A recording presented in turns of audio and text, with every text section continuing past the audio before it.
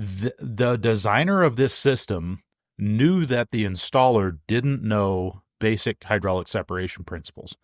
He knew that if he handed them a regular pump and said, go put this in, that they were going to pipe it in some sort of fashion, that they were going to have to add a zone valve.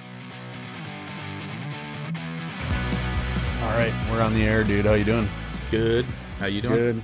I'm welcoming everybody to the Make Trades Great Again podcast. If this is the first time you've listened to us. It was. What's that? Just like it was. Everybody's a newbie. Everybody's a newbie.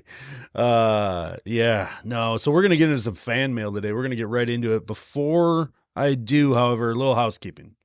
What we're going to talk about today are messages that were sent to us primarily through the link in the streaming apps that, like your Apple Podcasts, Spotify, whatever, in the show description notes below, below our lovely little picture artwork there's a link you can touch and you can text us a message. And so that's what we're going to talk about today. We did have one come through in the DMs over on Instagram. Yep. And like we've requested so many times, if you DM us, start your message out with the letters MTGA, and that's Make Trades Great Again. And that helps us find you fast. But let's get right into it. Ready, Andy? Yep. Let's do it. All right. I got a message. This is a little apologies from me. First of all, we got 3 messages from this guy and come out of LaGrange Park, Illinois. And somehow we missed him. Just flat out missed him. Just didn't. Yeah. Just ignored you. Just straight up. Yeah, it stems from probably some talk we had in an episode about indirect water heaters. I can't quite remember what maybe that came from. It was back in October. Remember what we were talking about when we were talking about indirect water heaters? I was trying to think of the same thing. I'm not sure exactly which episode it was that we would have been talking. I think it comes up regularly, but I think I faintly remember describing the connection points on the tank. Like, yeah. I started at the bottom. I said at the bottom, there's your cold inlet to the tank. Next 2 connections on the side of the tank are actually to a coil inside the indirect water heater. Yep. Okay. That's what it comes from. I bet you anything. And so going off that, the question reads as this, hey guys, the question is for Eric. My question is about your indirect water heater. So this was right around the time too, Andy, that I changed out my boiler system and stuff in my house. That might have been what we were talking about. Moved from tankless to an indirect. Yep. You said that there's a 1-inch coil inside the stainless steel tank. What happens if the coil goes bad and leaks into the water supply? So inside this heat exchanger, this coil of 1-inch tubing is boiler water. And that's what heats the tank. Yep. Does your boiler system have a type of glycol in it, or is it just a closed system filled with domestic water? Would love to hear this on the show. Thanks, guys. And it's from Keith in LaGrange Park, Illinois. Yep.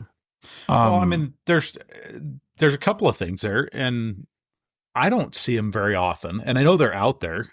We only have the requirement if you have toxic heat transfer fluid, then you need a dual wall or a double wall heat exchanger. And in certain cases like that, you've got to find a company that actually makes a double wall heat exchanger. There's not a lot of them out there anymore. There used to be a number of them. I don't know, is Amtrol definitely I think it's the only one that wall. I even knew about at any given point in time. That's why we installed them for years early on. I thought that triangle tube. No, that's a tank within a tank. Yeah, I thought they made a double wall. If they do, they didn't distribute it here right. in the Twin Cities. Yep. So, well, let's answer Keith's question. So, like, how it works, right? So, there's boiler water in the tank, in the coil, in the heat exchanger, in that 1-inch tubing. And if that were to fail, if that tubing were to fail, here's really how it works. Would there be cross contamination because the boiler water is a closed system? It could be toxic in a sense. Right. It's not clean water. It's not potable, or for my picky Canadian friends, potable. And in a lot of cases, there is glycol involved. And at least in my climate, it's very common to see glycol in heating systems. And mine in particular does have glycol, and that's particularly because of my garage floor.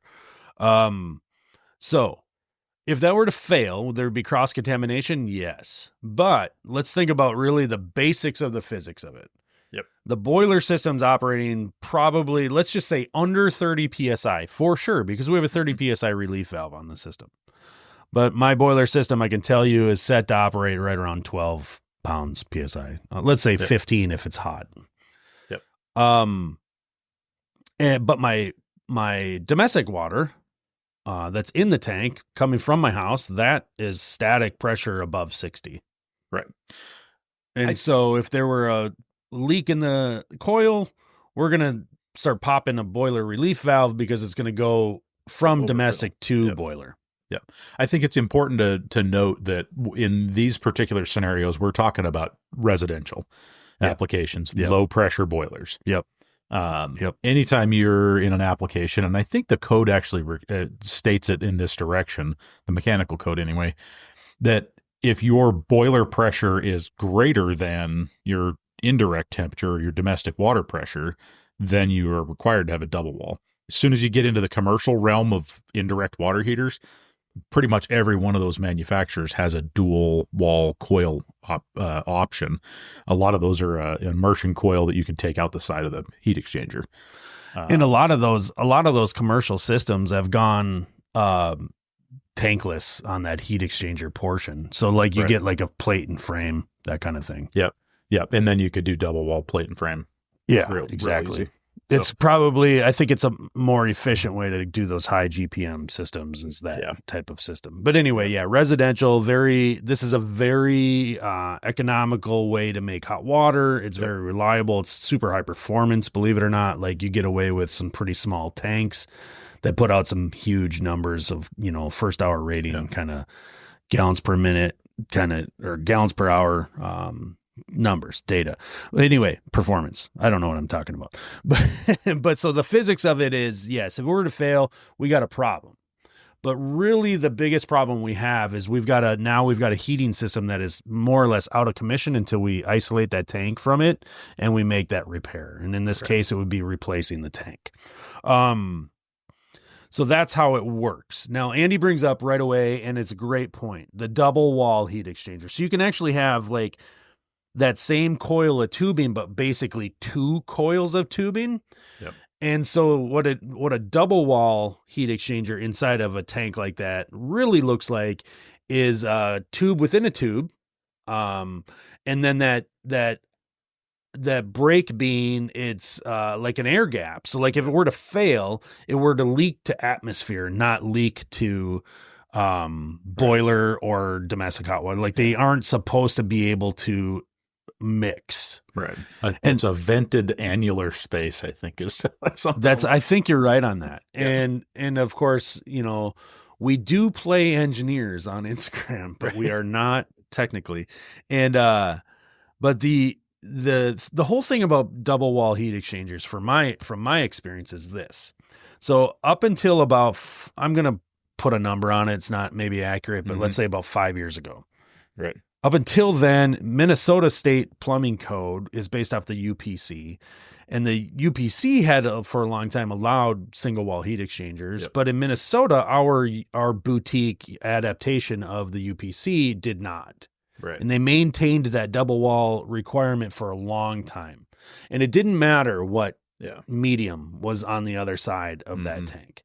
It didn't matter for many, many decades. And then for the last few years that it existed within our code, they stipulated, well, if you have heat transfer fluid like glycol, you have to label it, but it still has to be double wall. And then finally, I think that was while it was on its way out, right? And then so I think like right around like 2017, I don't know what number it was, what code number it was, that something changed. Yeah. They changed it and they allow a single wall heat exchanger now, which was absolutely a positive move for our clients and businesses like that are doing this kind of work. It was just like, thank you, because double wall heat exchangers were, like you pointed out, they're limited in selection and offering in the industry.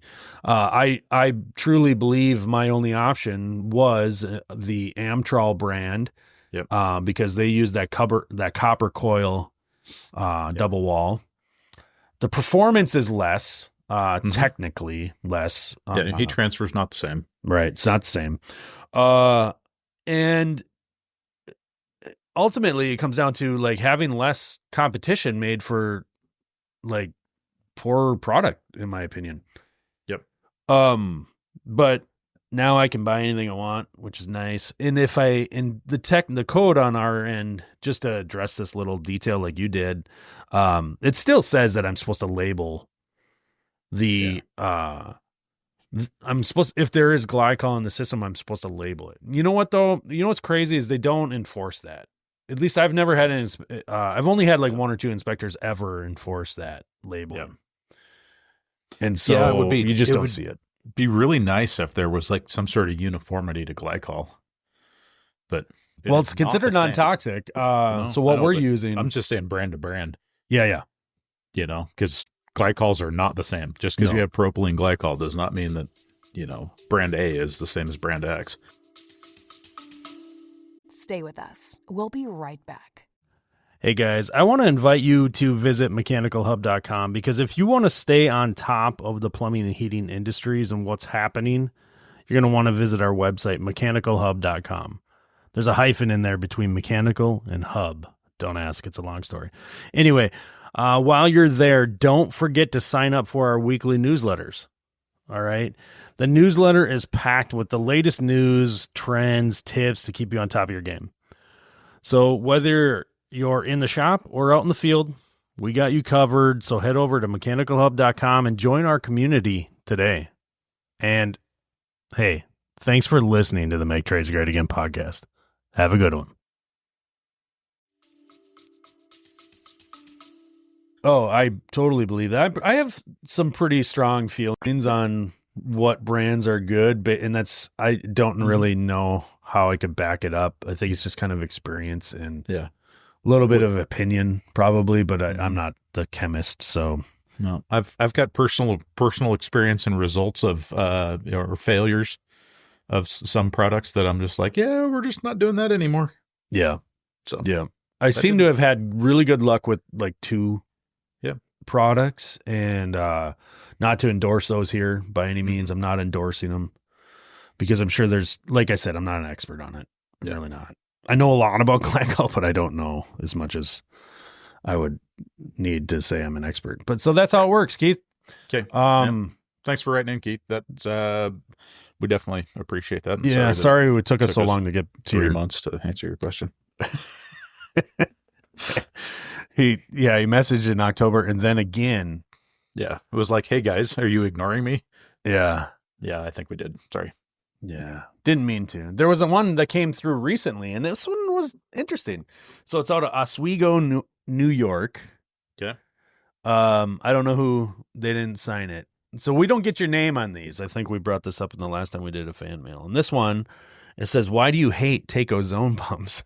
I use 3 in my system with an oil fired boiler. And this one was just a week ago. Yeah. And so that doesn't mean that it was from a recent episode, but I don't remember saying I hate Taco zone pumps, do we? Yeah.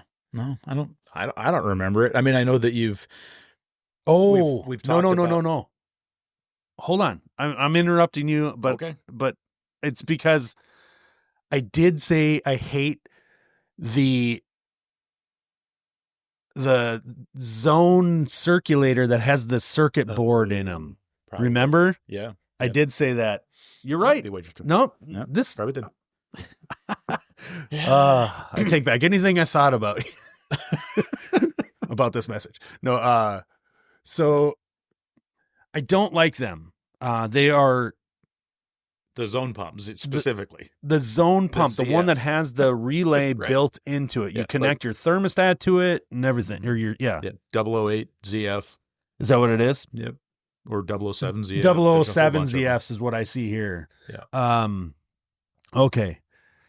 Yeah, I can come up with a slew of poorly worded reasoning, but reasons why I don't like that pump. Here's why. Honestly, I like Taco products.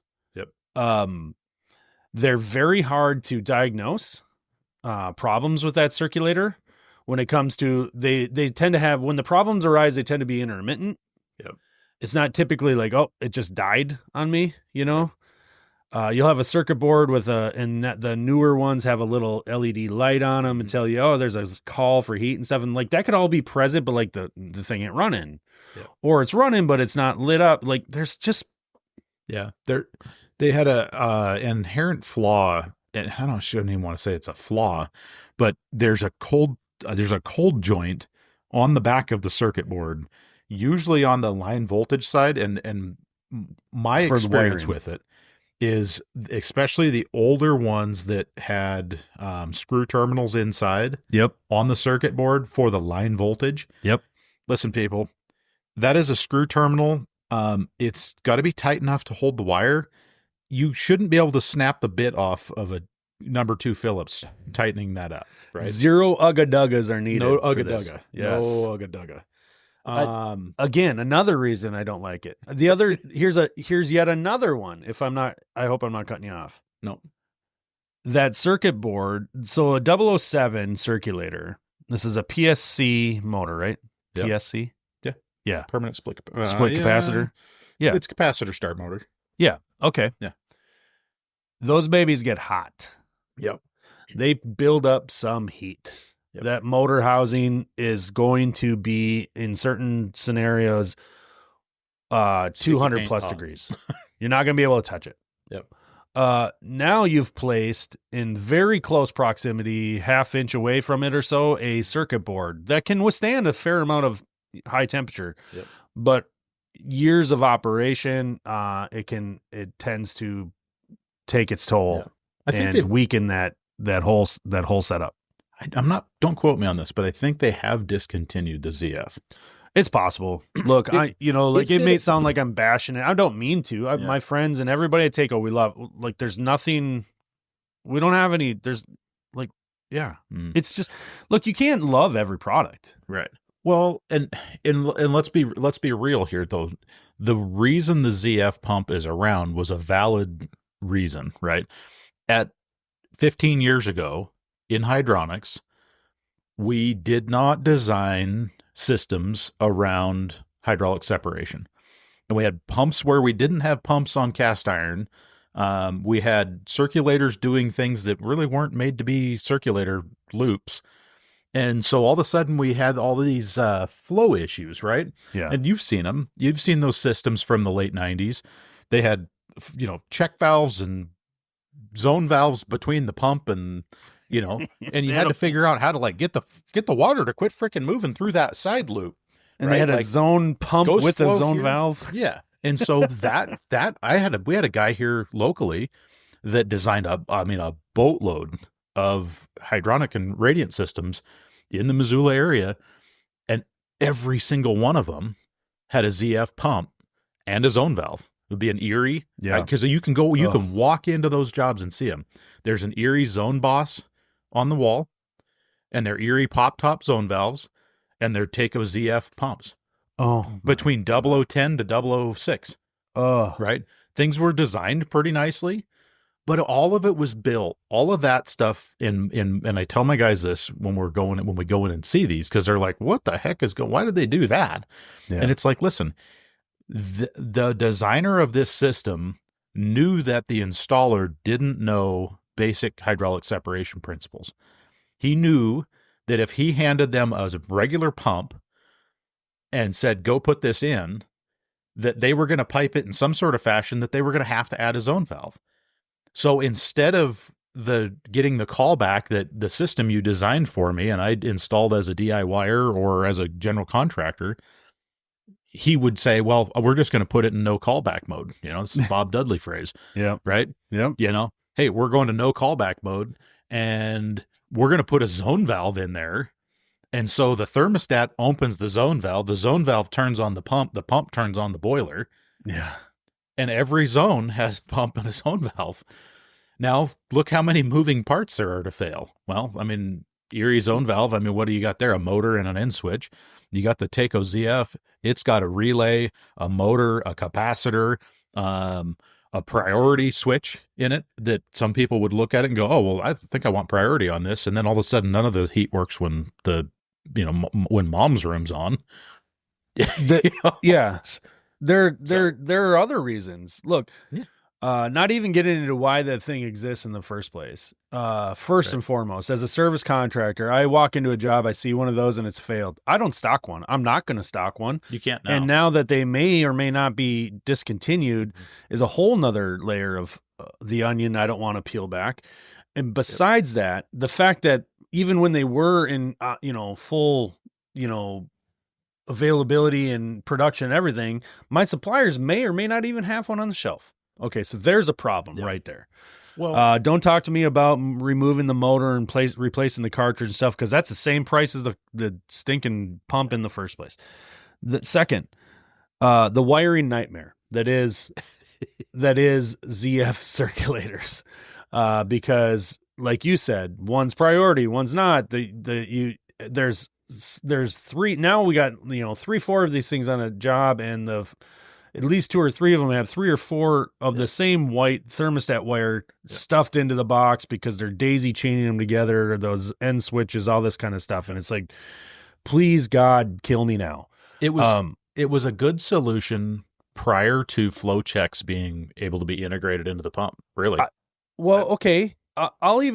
I'll change. I never even thought of it that way, to be completely honest with you. Here's how I thought of it.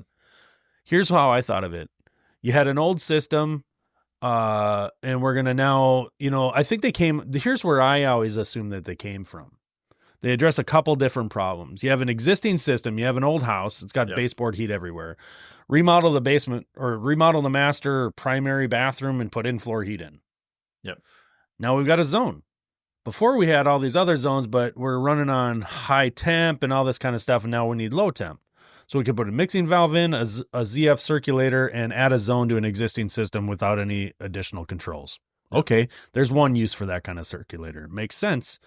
The other one is for a little while in the early 2000s, you had a lot of people who were just way too cheap to put a boiler in. Mm-hmm. I'm not talking homeowners. I'm talking contractors that didn't understand what the heck they were doing. Put a water heater in, which isn't legal in where I live, but plenty of them out there, trust me. And a water heater has no end switch, has no way to turn anything on and off, just keeps the tank full of water. How are you going to do a zone off that thing? How are you going to make the pump turn on? Well, you could buy a Honeywell 89 whatever, or you can put a zones, a relay control for any number of companies, offer them in your market. There's no doubt. But why not just build it into the pump? I think that was always my assumption of where they came from. But then they started putting them in like multi-zone systems. I'm just like, no, thank you. Am I bitter about it? Absolutely. I do service. I don't like them. Yeah. I like I said, I think there was a niche market for them before. Obviously, I mean, they sold a boatload of them, right? They're freaking all over. Every radiant hydronic market in the U.S. has ZF circulators. They're out there. Yeah. There's a ton of them out there. Yeah. And nobody, I mean, we all now look at it and go, oh, well, what, it's easy to see that, there's better things out there now. But at the time, there weren't SR501s as abundant and inexpensive and reliable as there are now. Right. Right. Yep. So you could do an add-on. The ZVC controls come a long ways. The Calefi controls come a long ways, or is now and where it wasn't before. Yep. So, I mean, there's a lot of solutions out there now that don't involve putting a circulator or a circuit board on your circulator. Yep. However, if you look at every circulator we're putting on now, it has a circuit board on it, and you can't diagnose that, period. No, but we're not. So. We're not enabling with an end switch and prioritizing and things like that. We're just not doing that. So not to that extent. Yep. No, that's all done somewhere else. All right, moving on. There's a lot about that pump. And I apologize. Anybody from Takeo listening, I'm not trying to bash your product. I'm really not. I don't, I like you guys. All right. This is from over on Instagram. John Donovan wrote in. He says, it was right around Christmas time. So he said, hey, thanks. Hope you had a good holiday. That kind of deal. Yep. Or I think it was just about a week ago. I sent this one to you too. he started the message out, MTGA, and I appreciate that, John. Yep. Thank you. He says, I had a question about the mixing valve I see you install on most of your hot water heaters. First, who makes it, and what is the model number? Second, why are you using a mixing valve? And are there any big benefits from it, or is it just a thing you have been doing for so long it is just included in all the installs? I'm a pipe fitter HVAC tech out in Boston. All right, great question. So I'll give you the model number and everything right now, so we get that out of the way. It's made by Caleffi, the one that you see me use almost, I wouldn't say exclusively, but almost, pretty much. You don't really see me use anything else. And this is the one he's definitely referring to, and it's called an angle mix. That's what Caleffi calls it. It's their 520 or 520 series angle mix. There's many variations of this. I like this particular mixing valve because it's proven to be very reliable, works super well, and is extremely easy to install simply because of how it's designed. Yeah. It removes a couple fittings, doesn't sound like a lot, but man, it really just is easier to install than a standard T-pattern mixing valve. Well, and I think one of the things that we've been using it too a lot more lately, the angle mix, having the 3/4 G union thread on it, Yep, gives you put any input output options you want: thread, sweat, press, push fit. Like, and you could, if you needed to, and Caleffi would probably slap me on the face for saying this, you could use other brands' G union fittings if you said, hey, well, I want to go to CPVC. Look, Okay. that's entirely thing. the reasoning behind going to that universal fitting. Yeah. I don't see any problem saying that out loud. Right. The other thing, I guess one of the big things that I like about it is right out of the box, we have a full on some of the models, there's a thermometer already there. Yeah. So that's the one I ordered too. I ordered, it has the additional little straight, we'll call it like a tailpiece that has a insertable thermometer. Yeah. That's nice. Yep. It's all union connections. Yep. So how my supplier is stocking it in town here, and this doesn't have to be this way, because you can go like Supply House, you can just buy the whole thing. Sure. But like you can buy just the body, and then you can buy like just the body with that little temp gauge setup also, and then you can just buy the tail pieces. Like I stock a bunch of 3/4 press tail pieces, but I have a couple females too, right? Yep. And so that whenever I get into certain scenarios, I might not be pressing on each end of it, or I have PEX tail pieces, which are really nice. Yeah.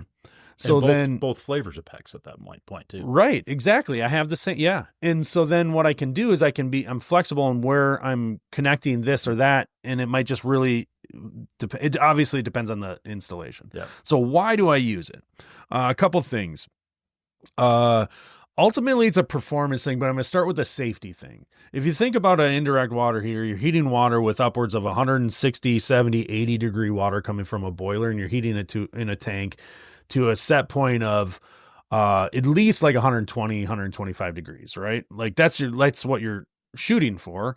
And you have the potential, and this is a very real thing, and that's why you'll see mixing valve requirements on like certain combi boilers and things like that, is because that high input water coming from the boiler has a tendency, if something were to malfunction, to overheat the tank.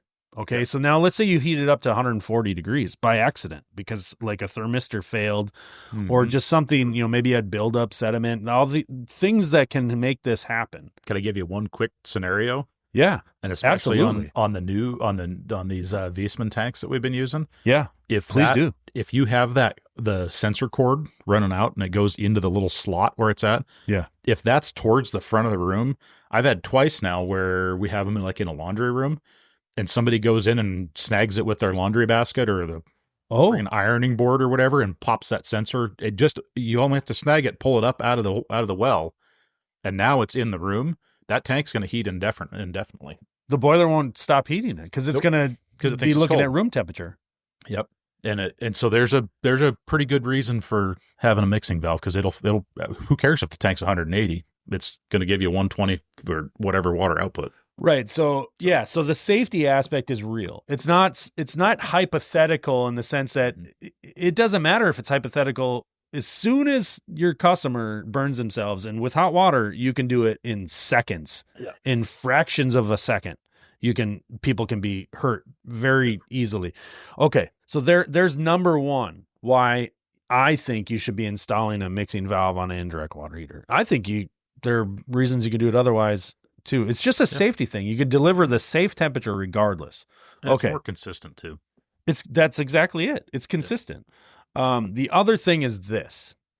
I can heat to, let's say, 140 degrees an indirect water tank of water to 140, kill any possible organic matter, any bacteria in that water if it's present. It's not always present, but at those temperatures, what we're worried about is Legionella and stuff like that. It can't exist. It's dead.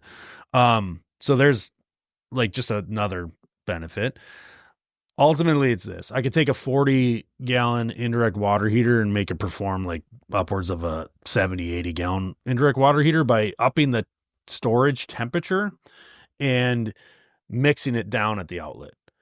And so that's an advantage when you have either footprint problems, budgetary problems. You've got, hey, look, we don't need to store 80 gallons. Like your high load need is periodic, and I'm going to hit that mark every time, 10 times out of 10.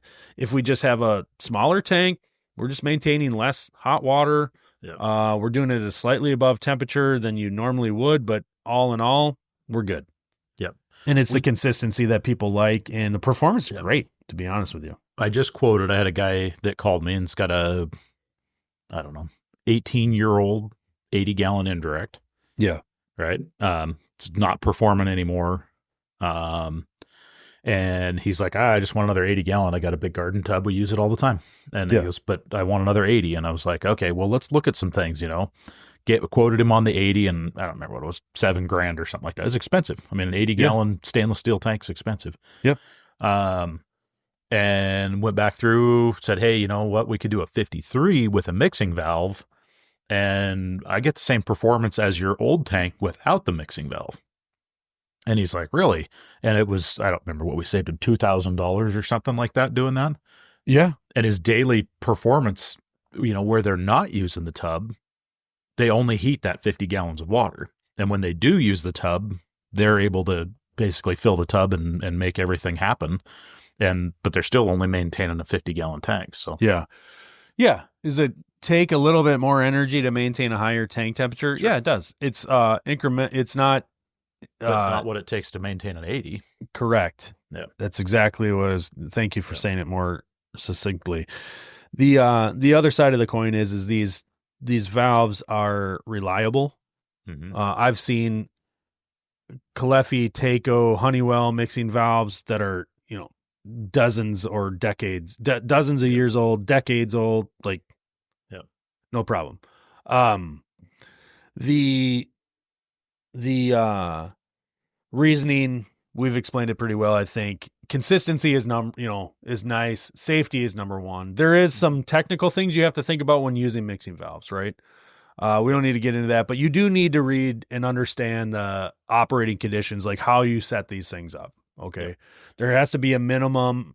There is a minimum. There is a maximum temperature differential between cold and hot. You have to be working within those parameters. You also do have pressure drop through them. So like, you start getting into some massive houses where you're running like 1 inch and a quarter mains and things like that.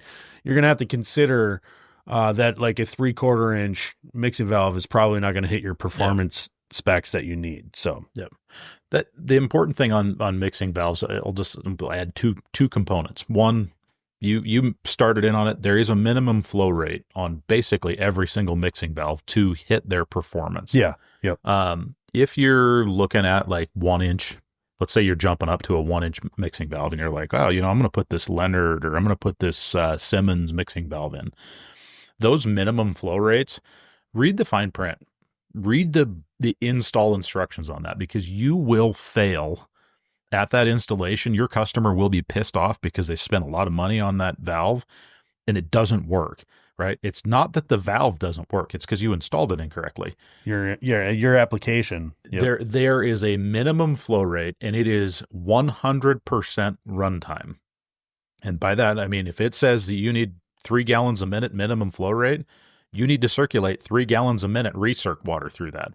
Yeah. And you have to be able to dissipate the heat off of it, right? So you can't just circulate 120 degree water back into the cold side because that valve doesn't respond that way.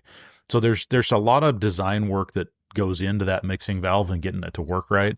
And anybody that's worked in commercial application like gyms or, YMCA or a hospital or something like that that's fought mixing valve issues, not only is there design issues that are commonly missed, maintenance is a killer on those. If you read the maintenance instructions, it's like every 6 months, take the cartridge out, flush, clean, descale the cartridge, put it back in. So they're an expensive item and they do require maintenance. Well, like this Angle Mix, however, it's got some pretty cool functionality built into that cartridge. Yep. I don't know if you even have. I'm sure you've looked into this. I'm not going to assume you have. Yep. It is when you're using recirculation, it is rated for 0 GPM. Okay. So what that means is it's got a thermal shut off. It can shut off on the cold side. It can shut off on the hot side if one or the other were to fail. Okay. So then you eliminate what's called that temperature creep to where you can overshoot the set point. Okay. And then it's minimum on this particular one, but residential valves are way different than what you were just talking about. Yep. But this is actually 0.5 gallon per minute. So that fits into that, we're seeing a lot of faucets now that are at extremely low flow rates. A lot of kitchen faucets out there now are 1 gallon, 1.5 gallon. That's a low flow rate. Sure. And so if you have the wrong, but to your point, if you have even the wrong residential style setup and the wrong valve in there for residential, or you didn't pipe the valve right, you'll get creep. Guaranteed. You will. If you pipe your, here's a prime example. These Viessmann tanks come with a recirc port on it.